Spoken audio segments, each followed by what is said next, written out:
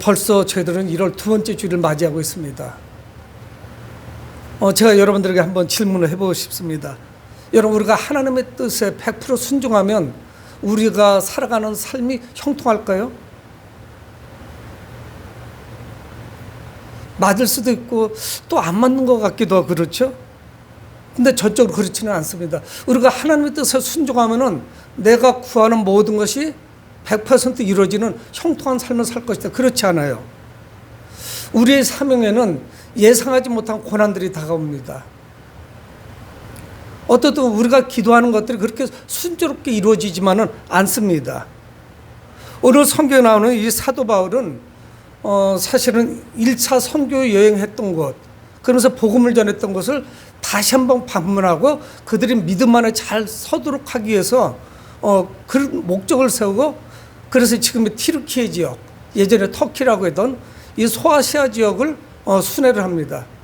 근데 그것을 순회하는 도중에 하나님께서 강권적으로 그를 부르십니다. 마게도냐 사람 하나가 환상 중에 사도 바울 일행을 향해서 이쪽으로 와서 우리에게 복음을 전해달라고 그런 간청을 듣고, 그래서 그들이 바다를 건너죠. 그래서 유럽의 첫 지경인 마게도냐 지역, 지금 그리스에서 동북쪽으로 가게 됩니다. 그쪽으로 건너오죠. 그래서 그곳에서부터 사역이 시작됩니다. 분명히 하나님께서 인도해 주셨고 하나님께서 역사하셨고 성령의 충만한 가운데 그 환상 중에 말씀하셨는데 그 마게도냐 성에 들어와서 순탄하지 않습니다. 계속적으로 박해가 있습니다. 또 반대를 마주칩니다. 그래서 이 사도 바울은 위기 때마다, 자기가 연약할 때마다 하나님을 의지하게 되죠. 여러분, 당연하게 하나님이 부르셨으면 좋은 일이 있어야 되잖아요. 근데 계속 어려움이 있습니다. 반대로는 말할 것도 없고 박해가 계속되죠.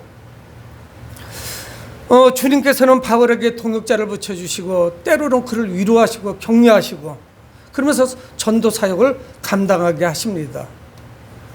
오늘 이제 이 18장 앞부분은 저희들이 읽질 않았는데 사도 바울은 아덴이라고 하는 거, 지금 그리스의 수도인 아테네에서 복음을 전하다가 17장 32절에 보면 그들이 죽은 자의 부활을 듣고 어떤 사람은 조롱도 하고 어떤 사람은 이 일에 대해 내 말을 다시 듣겠다 하니, 그 아테네라고 하는 곳, 아덴에서 복음을 전했는데 어떤 사람들은 조롱하고 똑같은 복음을 들었는데 어떤 사람은 다시 한번 들으면 좋겠다고 사모하는 마음을 갖기도 하고, 그래서 그 아덴이라는 것에 대해서 이 고린도라고 하는 지역으로 정말 무거운 발걸음을 뗍니다. 하나님의 뜻에 따라서 계속 지금 이 마게도냐, 지금 헬라 지역을 내려오고 있는데 그렇게 쉽게 복음 전파가 안 돼요. 그래서 지금 고린도에 왔을 때도 발이 무거웠습니다. 그러면서 이제 18장이 시작되죠. 18장 1절에 그 후에 바울이 아덴을 떠나 고린도에 이르러 지금까지 순탄하지 않은 그런 선교의 여정이었는데 이 고린도에서 환상의 콤비를 만납니다. 그건 누구냐면 아굴라와 브리스길라라고 하는 부부예요. 그래서 그 두 부부는 평신도인데 이때로부터 10수년 동안 사도 바울을 협력합니다. 그래서 이 바울 서신 가운데 브리스길라와 아굴라와 브리스길라 부부가 6번이나 이름 나오죠. 상당히 많이 나오죠. 그래서 그를 동역자로, 협력자로 하나님이 세워주십니다. 그래서 2절에 보면 아굴라라는 본도에서 난 유대인 한 사람을 만나니 글라우디아가 모든 유대인을 명하여 로마에서 떠나라 한 거로 그가 그 안에 브리스길라와 함께 이달리아로부터 새로운지라 바울이 그들에게 가매. 어떤 일이 벌어졌냐면 글라우디아 황제가 명령을 내려서 로마에서 유대인들을 전부 추방합니다. 그래서 유대인들이 다 추방당했는데 이 아굴라와 브리스길라 부부는 여러 군데를 거쳐서 내려왔겠죠. 그리고 고린도에서 사도 바울을 만나요.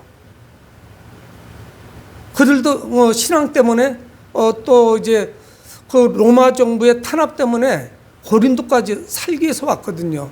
그래서 이제 이어서 3절에는 뭐라고 말씀하냐면 생업이 같으므로 함께 삶의 일을 하니 그 생업은 천막을 만드는 것이더라. 생업이 같았어요. 정말 호흡이 맞는 사람을 만났는데 뭐냐면 그 아굴라라고 하는 사람이 사도 바울이 하는 일과 같은 일이었어요. 그게 뭐냐면 지금 말하면 건축업이에요. 천막 만드는 일이에요. 그래서 사도 바울도 그 천막을 기우면서 거기서 나오는 약간의 이익금으로 선교를 했고, 그래서 이 두 사람이 앉아서 함께 일을 하면서 생업이 같으니까 일을 하면서 사역을 하는데 얼마나 많은 이야기를 나눴겠습니까? 함께 일을 하면서 대화를 하고 복음에 대해서 사도 바울이 가르치고 좋은 정말 환상의 콤비를 만나게 되죠. 모처럼 활력이 넘치는 사역을 하게 됩니다.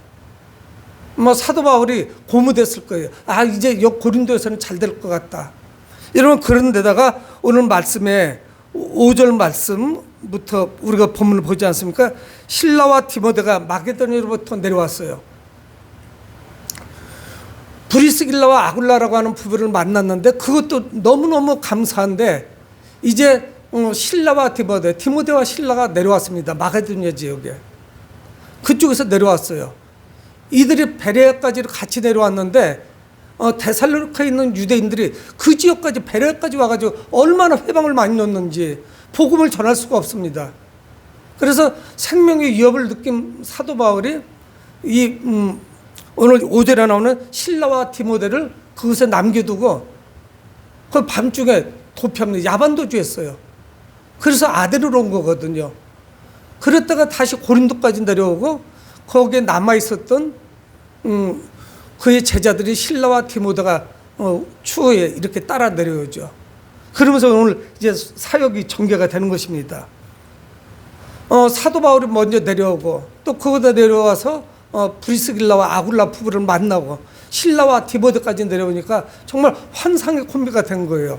평신도 지도자가 있고 하는 생업이 같아서 천막 만드는 일을 하면서 그 이익금으로 사역을 하고 자비랑 선교를 하고 있는 거죠. 그러면서 이제 실라와 디모데가 내려오면서 그 마게도냐 지역에 아주 긍정적인 이야기를 가지고 내려옵니다. 선교비도 일부 좀 가지고 내려오고, 여러분, 그래서 여기에서 쓰여진 것이 뭐냐면 데살로니가 전 후서예요. 데살로니가 교회가 잠시 거쳐갔는데 이렇게 열심히 신앙생활하고 있다는 이야기에 사도 바울이 얼마나 기뻤겠어요. 그래서 사도 바울 서신 중에 첫 번째 편지인 데살로니가 전후서를 써서 보내죠. 여러분, 이제 분위기가 딱 잡혔습니다. 뭔가 잘 될 것 같아요.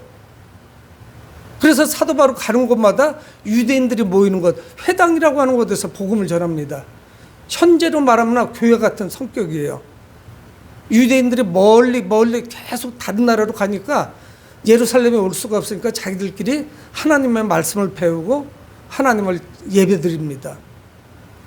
이곳이 회당인데 바울은 회당에 가서 유대인들에게 복음을 전하죠.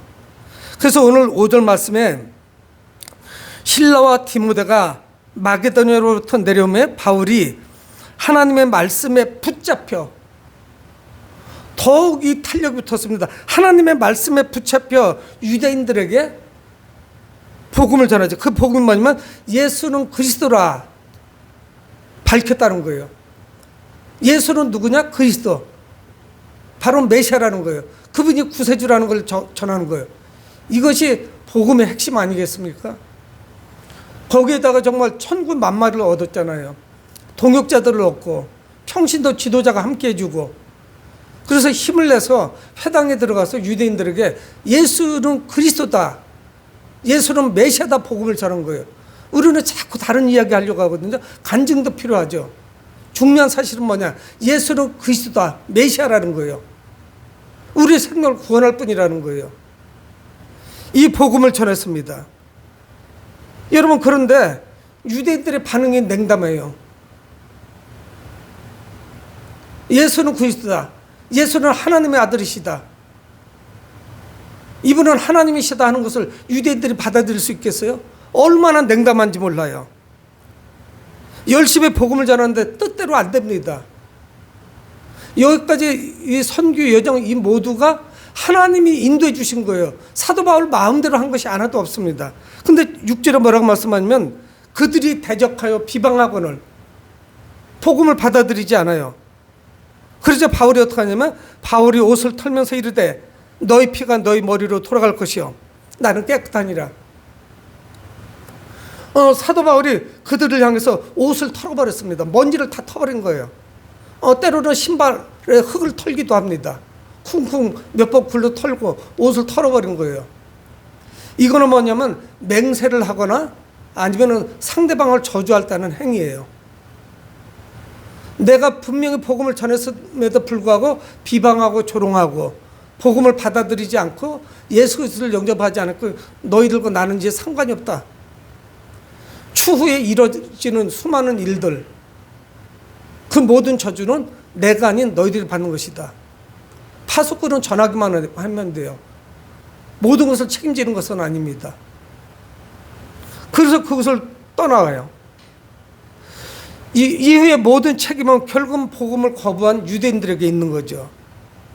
근데 하나님은 이 어려운 시기에 여전히 동역자들을 붙여주시고 또 함께 할 수 있는 사람들을 보내주십니다. 아마 실망했을 거예요. 힘을 내서 전하는데 여전히 저쪽부터 지금 계속 복음을 전하면서 그렇게 성공적이었다고 보기는 어려웠어요. 본인이 느끼기에. 그런데 하나님은 역사하셨어요. 그가 이렇게 자취를 남기고 간 곳마다 교회가 생기는 거예요. 가는 곳곳마다. 데살로니가 그렇고요. 빌립보에서도 그렇고 베레아에서도 그렇고 아덴도 그렇고 그래서 고린도까지 왔는데 뭐 딱히 내설만큼 그렇게 화려하지는 않았어요. 그래도 하나님이 역사하시는 거예요. 여러분 엘리야 때에 엘리야 말고도 하나님께서 바알에게 무릎 꿇지 아니하는 우상 숭배하지 아니하는 7,000명을 남겨놓으셨습니다. 하나님은 하나님께 필요한 일꾼들을 남겨두세요. 그래서 필요한 사람들을 필요할 때마다 세워주시는 거예요. 그리고 붙여주시는 거예요. 이 바울의 동역자들은 탁월한 믿음을 가지고 있었습니다. 상업이 같았던 아굴라와 브리스길라, 또 실라와 디모데, 탁월한 믿음을 가지고 있고 섬기는 사람이 있어요. 그래서 이 동역자들이 힘을 합칠 때 이 위기를 극복할 수가 있는 것입니다. 여러분 우리는 한국교회가 지금 모두 마찬가지인데 코로나를 거치면서 많이 좀 침체된 건 사실이에요. 지금 이제 우리가 다시 활기를 찾아가지고 이렇게 부흥의 길로 이렇게 나가야 되죠. 여러분 이것이 혼자는 불가능합니다. 동역자들이 있어야 돼요. 먼저 기도로 하나 돼야 돼요. 또 뜻이 같아야 됩니다. 같은 말, 같은 뜻, 같은 마음으로 같이 움직여야 돼요. 여러분 사도 바울은 더 답답할 정도로 여기까지 고린도까지 왔습니다. 그러니까 여기 어디면 지금의 그리스, 헬라라고 하는 곳에 최남단까지 온 거예요. 근데 여기서도 그렇게 뭐 탁월한 어떤 실적은 없습니다. 비방하고 조롱하고. 그래서 그가 옷을 털어버리고 먼지를 털고 돌아서 버리죠. 바울은 이 복음을 거부하는 회당에서 나와요. 그리고 장소를 옮겼습니다. 근데 참 특이하죠. 저는 성경을 볼 때마다 하나님이 얼마나 놀랍게 역사하시는지 7절에 보면은 6절 하반절에 7절보다 6절 하반절 한번 볼게요. 이후에는 이방인에게로 가리라. 사도 바울이 옷을 털어버리고 이방인에게 가겠다. 나는 깨끗하니라. 그래서 돌아섰어요. 근데 7절에 거기서 옮겨 하나님을 경외하는 디도 유스도라 하는 사람의 집에 들어가니, 여러분 우리는 이 사람의 이름에서 볼 때 정말 이방인은 맞아요. 유대인들에게 먼저 하나님을 알고 있으니까 예수를 모르지 하나님을 알고 있는 자들이기 때문에 유대인들에게 복음을 전하는데 받아들이지 않습니다. 얼마나 냉담한지 몰라요. 그래서 그곳에서 회당에서 옮겼어요. 유대인들이 훨씬 효과가 있을 줄 알았는데 유대인들이 안 되는 거예요. 그래서 장소를 옮겼는데 하나님을 경외하는 사람이에요. 이름이 뭐냐면 디도 유스도예요. 이 사람은 로마 사람입니다. 또는 헬라 사람이에요. 유대인 이름이 아니에요. 정말 이방인을 만나게 된 거예요. 그래서 그에게 복음을 전했는데 그 사람의 집이 얼마나 하나님께서 예리하게 일하시는지 성경은 말씀하잖아요. 7절 하반절에 그 사람의 집에 들어갔는데 그 집은 회당 옆이래요. 여러분 이 비유가 합당한지 모르겠는데 우리가 절에 가서 뭐 절에 들어가서 복음을 전하는 건 쉬운 일은 아니죠. 그것도 예의에 벗어나는 것일 수도 있고 불교 신자한테 복음을 전했는데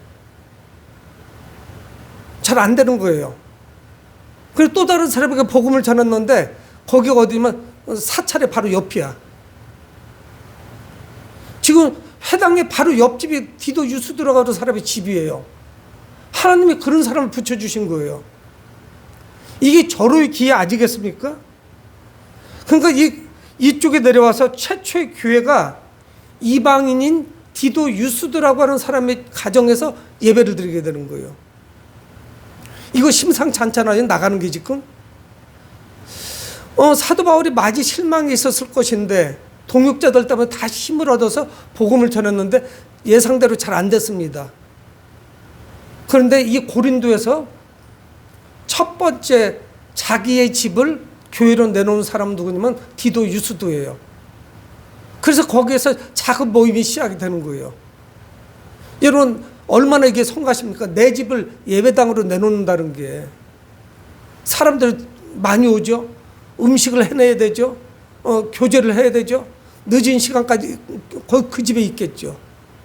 여러분 초대교회로 다 가족교회입니다. 무슨 이렇게 회당이나 이런 데를 얻어가지고 하는 게 아니에요. 그저 잘 믿는 집, 그 가정에서 몇 명씩 모여서 예배 드리는 거예요. 참 신기하잖아요. 여러 가지 실망하고 있었는데 디도 유수도 회당 바로 옆집에 사는 사람이에요. 그러니까 이게 복음을 전하기에 참 좋은 곳을 얻게 된 거예요. 거기를 지나다니는 유대인들에게 복음을 전하기 얼마나 좋습니까? 금상첨화죠. 하나님이 그런 사람을 전도해 주신 거예요. 그런 사람을 붙여주신 거예요. 여러분 다만으로 붙어 있어요.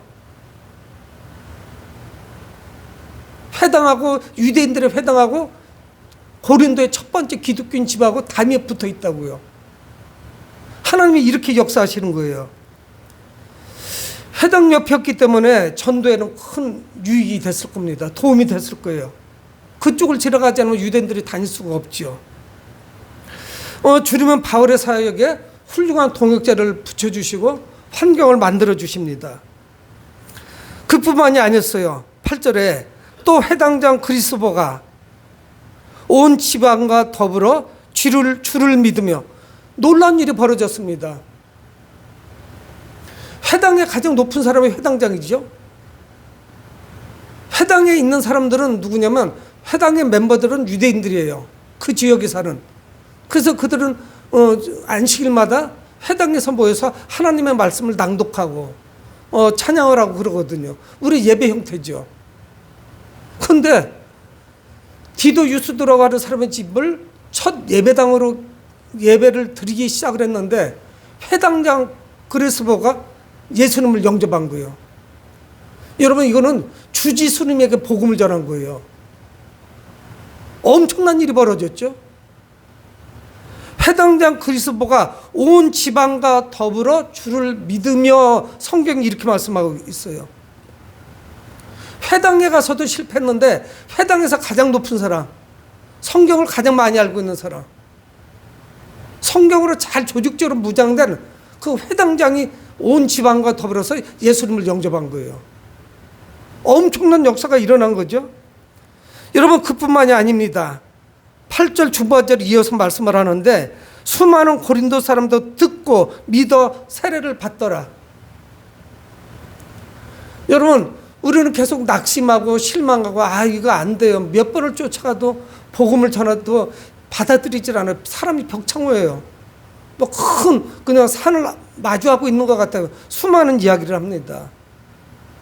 사람들이 복음을 받아들이지 않는다가 한 번에 되는 사람이 누가 있겠어요. 여러 번의 고비를 넘기고 하나님께서는 동역자들을 붙여주시고 환경을 바꿔주시더니 이방인이 믿게 만드시고 그리고 회당장에게도 복음을 전합니다. 온 가족이 다 믿는 거예요. 어떻게 이런 역사가 일어날 수 있었을 거예요. 여러분, 회당장이 회심을 했습니다. 회당장이 회심을 했으니 그 유대인들에게 얼마나 큰 파급 효과가 있었겠어요. 많은 사람들이 흔들렸을 거예요. 그 회당장 그리스도의 회심으로 인해서 기독교에 대해서, 예수에 대해서 반감을 가졌던 사람들, 이런 사람들이 변화가 있었을 겁니다. 여러분, 우리 힘으로 하는 게 아닙니다. 하나님께서 일꾼을 보내주시고 환경을 바꿔주십니다. 하나님께서 일하시는 거예요. 우리는 내 힘으로 하는 줄 알아요. 그래서 복음을 전할 때 두려워합니다. 그리고 가서 무슨 말을 하지? 나는 할 말이 없는데 간증을 해야 되나? 할 말이 딱히 없는 거예요. 근데 사도 바울은 뭘 전했을까요? 예수는 그리스도라는 걸 전한 거예요.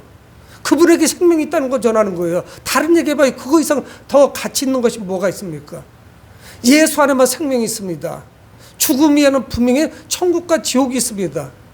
여러분, 우리의 복음은 원색적인 피의 복음이에요. 피가 흐리멍텅한 피가 아닙니다. 진한 주님의 피예요. 그래서 원색적인 복음이에요.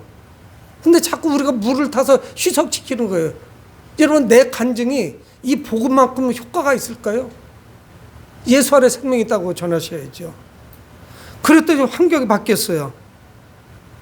여러분, 우리는 일할 사람이 없다고 이야기합니다. 환경이 지금 안 좋다고 그래요. 복음 전하기가 나쁘다고 다 이구동성으로 이야기합니다. 근데 우리는 주님께 구하셔야 돼요. 간구해야 됩니다. 주님이 일하시는 거예요. 나를 도구로 사용하실 뿐이에요. 여러분, 우리 한 명 한 명은 얼마나 약한지 모릅니다. 나약해요. 그래서 우리 혼자 하려고 쓰러져요. 함께 기도하고 중보기도 하고, 그리고 힘을 얻어서 나가죠. 또 제자 훈련을 받아야 되고 양육 훈련을 받으셔야 돼요. 여러분, 교회 각 지체들이 함께 움직이니 놀라운 역사가 나타나는 거죠. 동역자들이 최선을 다해서 사역에 충성하면 언젠가는 큰 열매가 맺힙니다. 아름다운 전도 열매가 맺혀요. 여러분, 그래도 사도 바울은 두려워요. 지금까지 그런 여정을 밟아왔습니다. 1차 선교 여행도 마찬가지였고, 얼마나 돌에 맞았는지 거반 죽은 줄 알고 그 시체를 내다 버리잖아요. 성박하다. 근데 정신이 돌아와서 일어났어요. 누가요? 사도 바울이. 돌에 맞아서 죽은 줄 알고 시신 갖다 버리는데 갖다 버렸다고요. 1차 선교 여행 때도 그런 경험을 했고, 2차도 역시 마찬가지고요. 빌립보에서는 매를 맞고 밤새도록 하나님을 찬미하고 기도했죠. 하나님의 옥문을 열어주셨어요. 순탄치 않게 여기까지 왔습니다. 바울에게 좋은 일만 계속되지는 않았을 거예요. 여러분, 회당장이 회심을 하고 교회에 들어왔습니다.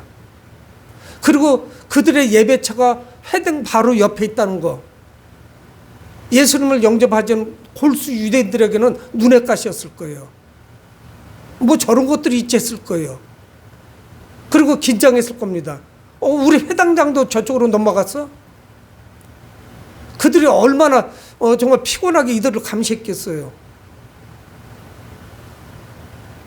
아마 사도 바울은 그들이 계속 위협을 가하고 숫자도 많고 비협조적이고 계속 그 지역에서 어렵게 만들으니까 위축됐을 거예요. 위축되지 않는다면 그게 사람이 아니죠. 얼마나 또 많은 갈등이 있었겠어요? 근데 그때 환상 중에 주님이 말씀하십니다.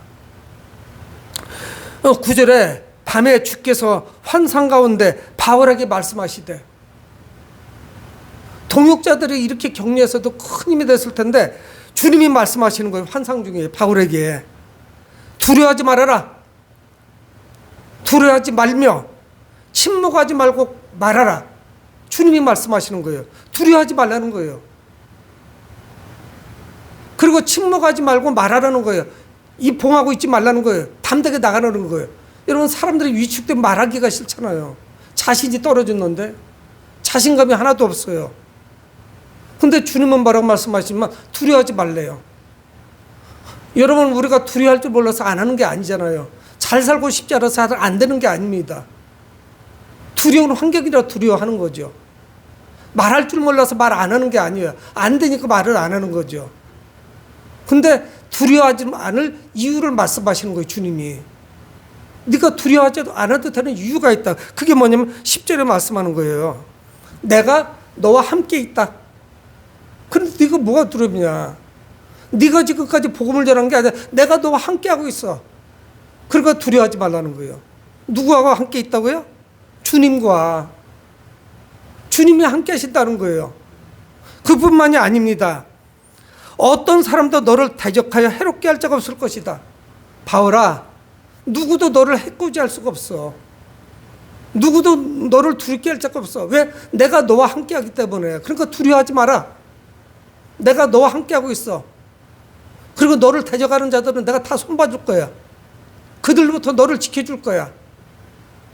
두려워하지 말라는 거예요. 그리고 침묵하지 말고 말을 해야 되는 이유가 있어요. 여러분, 우리도 역시 마찬가지입니다. 우리는 두려움은 없을지 몰라도 말을 안 해요. 입술을 열어서 복음을 전하지 않습니다. 다른 거를 이야기하고 수다 떨고 교제하고 재밌게 지내는 걸 얼마든지 하겠는데 복음을 결정적일 때 못 전하는 거예요. 침묵하지 말고 복음을 전하라, 말하라는 거예요. 그럴 만한 이유가 있어요. 그게 뭐냐면 10절 하반절에 이는 이 성중에 내 백성이 많음이라. 여러분, 우리는 침묵하고 말을 못해요. 말을 못합니다. 전하지 못하는 거예요. 근데 성경은 뭐라고 말씀해? 이 도성에, 이 대전도성에 내 백성이 많다는 거예요. 근데 누군지 몰라요. 우리는 명찰을 달고 다니는 것이 아니기 때문에 누가 택하시는 하나님의 백성인지 모르기 때문에 복음을 전해야 되는 거예요. 그 사람은 옆집 사람일 수도 있고요. 우리 가족일 수도 있어요. 누군지 몰라요. 붙여주실 거예요, 주님이. 그러니까 침묵하면 안 되죠. 복음을 전하지 않으면 안 되는 거예요. 침묵하지 말고 말을 전해야죠. 그래 그 중에 주님의 백성 가운데 마음을 열고 돌아올 거 아닙니까? 주님께서 환상 중에 그를 격려하시는 거예요. 여러분, 그래서 사도 바울은 오늘 본문에 말씀하고 있습니다. 11절에 1년 6개월을 머물며 그들 가운데서 하나님의 말씀을 가르치셨다. 이렇게 말씀하고 있습니다. 1년 6개월 동안 고린도에 머물렀었어요. 여러분, 사도 바울은 1년 이상 머무른 것이 별로 없습니다. 에베소에서 3년 있었고 고린도에서 1년 반이고 다른 데는요 몇 주 정도였어요. 기껏해야 한두 달이 채 안 되는 것 같은 그런 선교 여행을 통해서도 열매를 맺고 교회를 세웠습니다. 근데 이 고린도에서 환상중에 주님이 그를 격려하시고 위로하시고 그리고 그의 사명을 다시 되새기도록 하셨을 때 그가 1년 반 동안 하나님의 말씀을 가르쳤다는 거예요. 어디에서? 고린도에서. 정말 힘이 다 빠져가지고 터덜터덜대면서 고린도까지 왔는데 이곳에서 하나님은 동역자를 보내주시고 그의 사명을 일깨워 주시고 그가 열심히 사역할 수 있도록 환상 중에 말씀하신 거예요. 여러분, 우리는 간구해야 됩니다. 기도해야 돼요. 여러분, 우리 사역의 현장에 우리만 나가 있는 게 아니에요. 주님이 함께 하십니다. 여러분, 성도 한 명이 예수를 믿어서 교회에 들어오는 것은 엄청난 사건이에요. 우주적인 사건이에요. 여러분, 왜 우주적인 사건입니까? 이 일을 위해서 하나님께서는 아들을 보내주신 거예요. 예수님은 십자가에 못 박았어요. 엄청난 대가를 지불한 거예요. 그래서 우리가 구원을 받은 거죠. 여러분, 바울은 고린도에서 눈에 띌 만한 사역을 했습니다. 그러나 또다시 맞이할지 모를 그 반대, 또 조롱, 박해, 이거를 두려워했어요. 좋은 동역자들이 있었지만 두려운 건 여전했습니다. 두려움 없는 사람은 누가 있겠어요? 하지만 우리는 우리와 함께 하시겠다는 주님의 약속을 붙잡고 나갈 수가 있습니다. 주님이 함께 하신다는 거예요. 두려워하지 말라는 거예요. 침묵하지 말고 복음을 전하라는 거예요. 주님이 함께 하시고 대적하는 자들을 다 물리쳐 주시겠다는 거예요. 그리고 이 성에 이 150만이나 되는 대전 시민 가운데 주님의 백성이 얼마가 있는지 우리는 알 수가 없어요. 그렇게 또 입술을 열으셔야 되는 거예요. 여러분, 우리의 사역은 주님과 함께하는 그런 사역입니다. 오늘 성경은 말씀합니다. 오늘 설교 제목도 역시 똑같아요. 침묵하지 말고 말하라. 침묵하지 말고 말하라는 것이에요. 여러분, 전도는 주님의 지상 명령입니다. 지상 대명령이라고 말씀해요. 주님은 여러 가지를 말씀했지만 지상 대명령이다 하는 것은 복음을 전하는 거예요. 땅 끝까지 전하는 거예요. 생명을 전하는 것입니다. 주님이 우리에게 명령하시기 때문에 우리는 용기를 가지고 오늘도 나가는 것이고 내일도 나가는 것이에요. 전도 현장으로 가는 거예요. 그래서 복음을 전하는 것이에요. 사랑하는 성도 여러분, 2024년 새해에는 주님의 소원이 바로 무엇인 줄 아십니까? 주님의 소원은 한 가지예요. 생명을 구하는 거예요. 그래서 자기 생명을 주신 거 아니겠어요? 이거를 우리를 소홀히 여기시면 안 됩니다. 생명을 살리는 일에 최선을 다하는 한 해가 되도록 기도하시는 여러분들이 되시길 주의 이름으로 축복을 드립니다. 고마우신 아버지 하나님, 주의 은혜를 감사합니다.